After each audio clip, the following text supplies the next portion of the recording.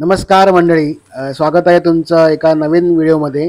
आज मी बनवतोय रव्याचे उत्तप्पे. सर्वप्रथम रवा घेतलेला आहे आणि घरामध्येच गाजर होतं, ते गाजर घेतलं आणि शिमला मिरची घेतली. तर गाजर आत्ता मी सोलून घेतोय आणि शिमला मिरची बारीक कट करून घेतली. या नाश्त्याबरोबरच मी एकीकडे जेवणाची तयारी करतोय. कोणतं जेवण, काय जेवण बनवतोय मी ते पण दाखवणार आहे या व्लॉगमध्ये.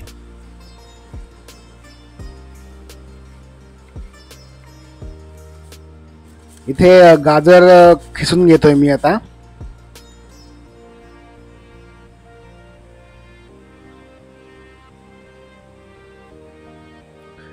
एका भांड्यात एक फुलपात्र भरून असं रवा घेतलेला आहे आणि त्याच्यामध्ये हे जे खिसलेलं गाजर आणि शिमला मिरची घातलंय. त्यानंतर पुढची स्टेप आहे ती एक दही घेतलंय मी, चांगलं फेटलंय थोडंसं आणि त्या मिश्रणामध्ये घातलेलं आहे आणि हे सगळं एकजीव करायचं आहे. वाटलं तर थोडं आपण पाणी घालू शकतो, तसं मी घातलेलं आहे आता पाणी.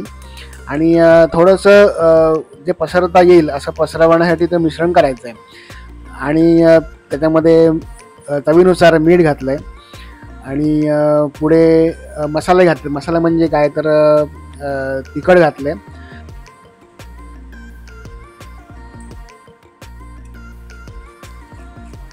पुन्हा हे चांगलं एकजीव करून घ्यायचं आहे. उत्तप्पे करण्यासाठी आपल्याला अशी कन्सिस्टन्सी लागेल आणि मग आपण रवा फुलण्यासाठी झाकण लावून ठेवून देऊया. पुढे मी घेतलेलं आहे कणिक. आता मला पोळ्या करायच्या आहेत, तर त्या दरम्यान मी पोळ्यांकडे वळतो रवा फुलेस तोपर्यंत.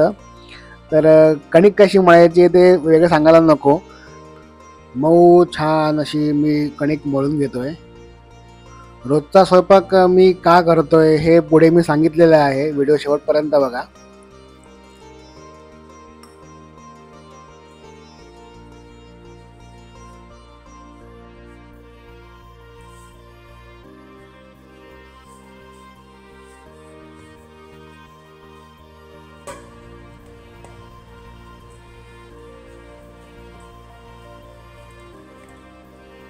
इथे माझी कणिक मळून झालेली आहे.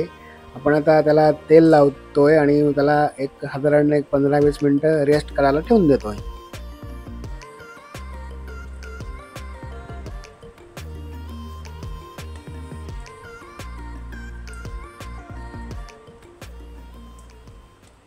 इथे माझे सगळं तयारी करून झालेली आहे. खोबरा आणि कांदा थोडं परतून घेतलेला आहे. ते दाखवायचं राहिलं माझं. मी बघतोय फ्रीजमध्ये तर टॉमॅटो संपलेला आहे, तर टॉमॅटो आणि कोथिंबीर मिळाली चांगली तर घेऊन येतो. मगाशी ते भिजत ठेवलेलं रव्याचं जे बॅटर होतं, आता आपण त्याचे उत्तप्पे करतोय. तिथे तवा चांगला कडकडीत गरम करून घेतला आहे, तर थोडं तेल पसरवलं आहे आणि आता हे मी मस्तपैकी हा उत्तप्पा पसरवतोय. आराध्याला फार खायचं नव्हतं म्हणून ती मला म्हणाली की बाबा मला थोडाच कर, जास्त नको, म्हणून एक छोटासा तिच्यासाठी केला पहिला. ही रेसिपी तुम्हाला कशी वाटली मला नक्की कमेंट करून सांगा आणि व्लॉग आवडल्यास नक्की लाईक करा आणि चॅनलला सबस्क्राईब करा.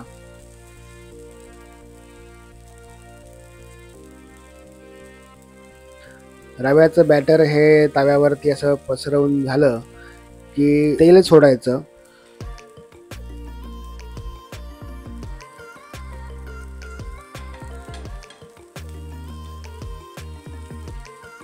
आणि मग त्यावरती झाकण ठेवून द्यायचं आणि साधारण 8 ते 10 मिनटं शिजायला ठेवून द्यायचं.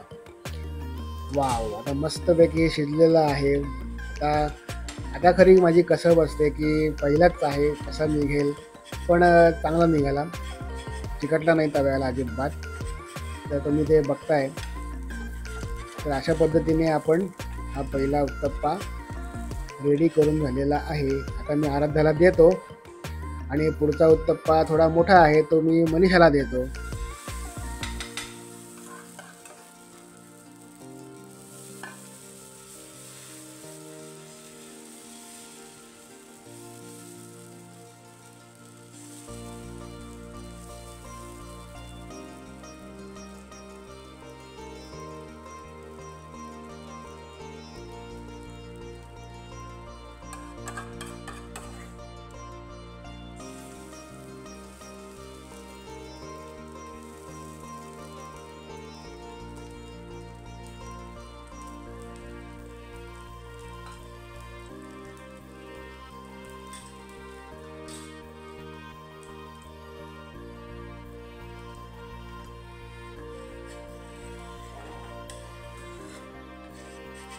कोण कोण असे रव्याचे उत्तप्पे बनवतं ते कमेंट करून सांगा आणि कोणाला आवडतात तेही सांगा.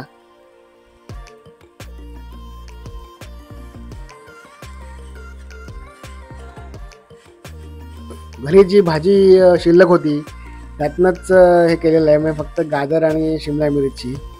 तुम्ही हवं तर कांदा टाकू शकता, कोथिंबीर टाकू शकता.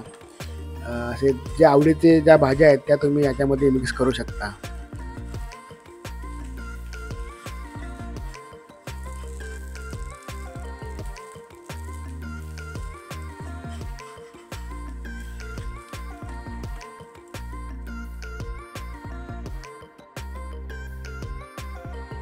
रव्याचे उत्तप्पे करून झाल्यावरती पुढे मी बनवायला सुरुवात केली आहे ती म्हणजे वाटाण्याची उसळ.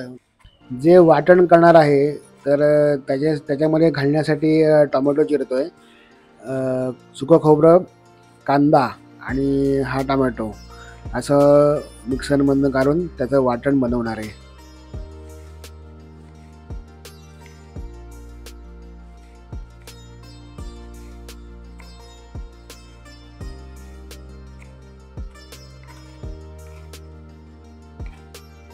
चिरलेला कांदा आणि सुकं खोबरं तेलावरती खरपूस भाजून घेतलं होतं मगाशीच.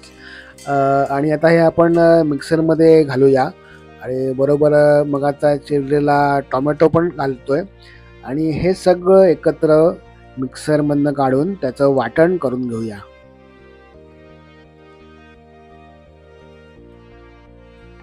इथे मस्तपैकी असं वाटण झालेलं आहे तयार. आता आपण हे साईडला ठेवून देऊया. तर इथे मी कुकरला वाटाणे शिजायला ठेवलेले आहेत, त्याच्याबरोबर एक बटाटा ठेवलेला आहे. आणि मग ते झालं की सगळी तयारी मी ऑलरेडी केलेली आहे. आता मग फक्त ते भाजी बनवायची, पोळ्या करायच्या आणि मग दोघींना वाढायचं आणि नंतर मी जेवायला घेणार, असा रोजचा दिनक्रम आहे. तर बरेच म्हणजे मी दाखवलं नव्हतं मी काय काय करत होतो. बरेच जेवण केलेलं, मी जेवण कसं बनवतो त्याचा व्हिडिओ मी दाखवला नव्हता. तर आता मी आजच व्लॉग सुरू केला, कारण एक 2-3 दिवस किंवा अजून एक 4-5 दिवस मला काही वैयक्तिक कारणामुळे जमत नव्हतं. जेवणाची सगळी जबाबदारी मी आता सांभाळतो आहे. सकाळी आराध्याला डबा करण्यापासून ते रात्रीचं जेवणापर्यंत सगळं माझ्यावरती आलेली आणि मी ती बऱ्यापैकी निभावतो आहे. मनीषा पण मला म्हणते आहे की सावकाशीने कर, म्हणजे दमादमाने कर, कारण सवय नाही आहे, पण मी करतो आहे बऱ्यापैकी आणि चांगलं होतं आहे आणि मला येतं आहे सगळं करता. त्यामुळे तो काही भाग नाही आहे, पण असं सगळं माझं रुटीन आत्ता आहे. वाटाणा आणि बटाटा शिजण्यासाठी जवळपास 8 शिट्ट्या मी इथे केलेल्या आहेत.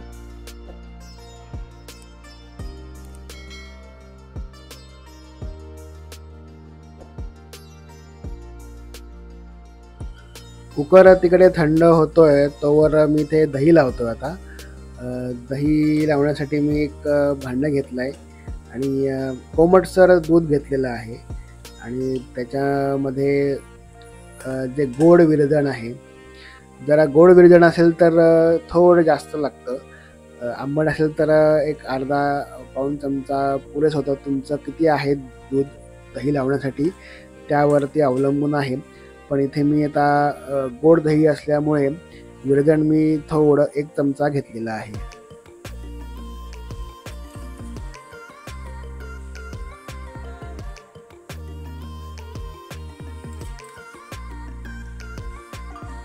चांगलं आता हे मिक्स करून घ्यायचं आहे. महत्त्वाचं एक लक्षात ठेवायचं की दही लावताना दूध जे आहे ते कोमटसर असलं पाहिजे, जास्त गरम पण नको.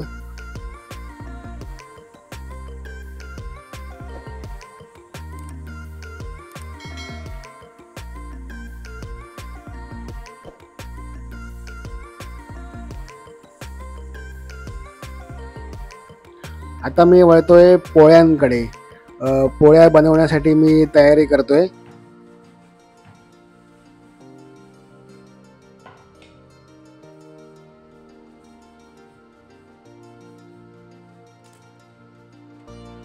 तवा तापत ठेवायला गॅस लावलेला आहे आणि आता कडकडीत तवा तापून घेतो.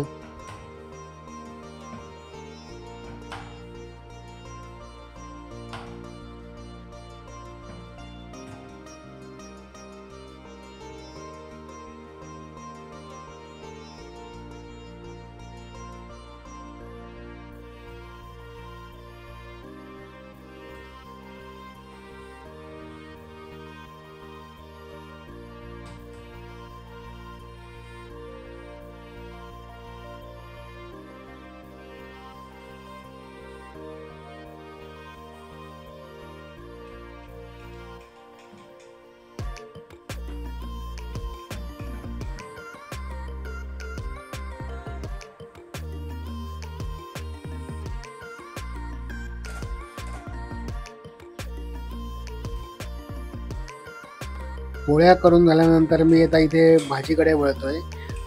कुकरला लावलेले वाटाणे आणि बटाटा हे मी आता घेतोय. बटाटा सोलून ठेवतो.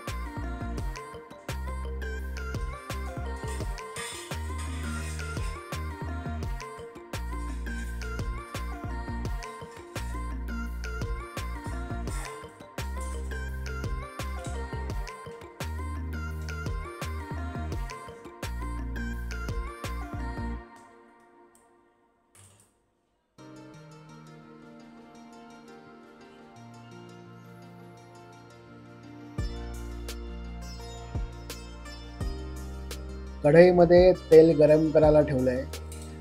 तेल गरम झालं की जिरं, मोहरी आणि मगाशी केलेलं आपण ते वाटण होतं ते याच्यामध्ये घालूया आणि चांगलं शिजून परतून घेऊया.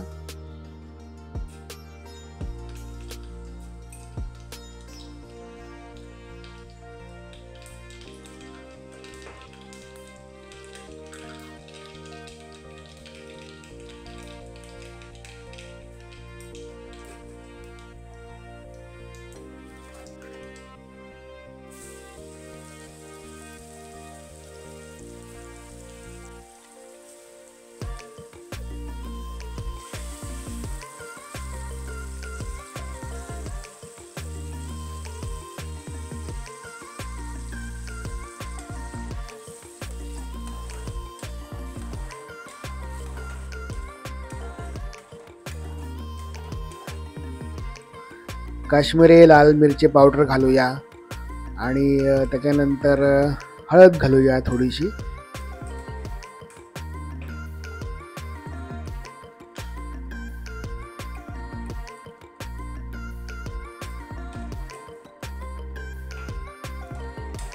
मग चांगलं परतून घ्यायचं आहे.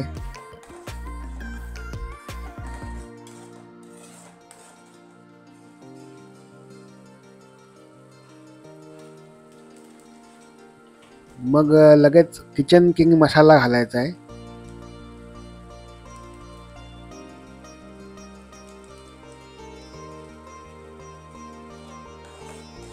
पुन्हा हे मिक्स करून घ्यायचं आहे. चांगलं परतून घ्यायचं आहे.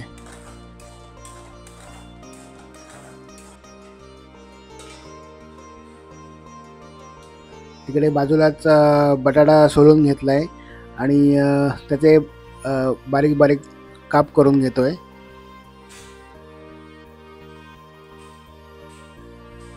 वाव, मस्त तेल सुटलेलं आहे. आता या वाटणामध्ये उकडलेले वाटाणे घालायचे आहेत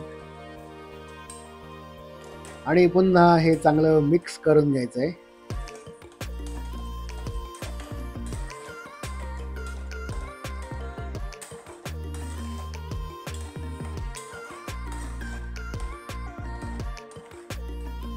आपल्या आवडीनुसार यामध्ये पाणी ॲड करायचं आहे. म्हणजे कोणाला घट्ट भाजी आवडते, कोणाला रस्सा भाजी आवडते. आणि मग याच्यामध्ये बटाटे घालायचे आणि पुन्हा हे चांगलं एकजीव करायचं आहे.